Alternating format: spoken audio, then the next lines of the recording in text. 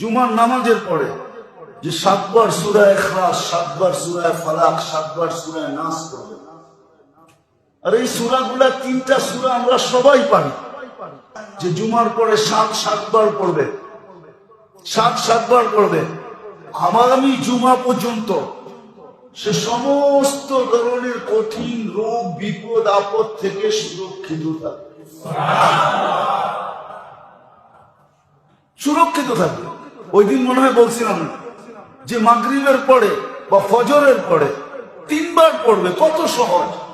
সুবহানাল্লাহিল আযীম ওয়া বিহামদিহি ওয়ালা হাওলা ওয়ালা কুওয়াতা ইল্লা বিল্লাহ 3 বার পড়বে।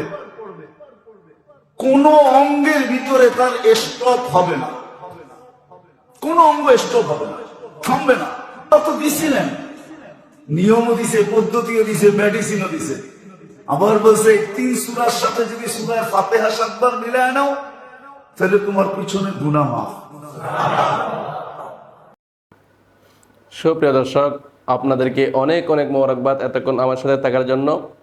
যদি আমার এই ভিডিওটি ভালো লাগে থাকে তাহলে একটি লাইক করবেন, কমেন্ট করবেন এবং বেশি বেশি শেয়ার করে দিবেন যাতে করে আপনার অন্য বন্ধুরা দেখতে পারে।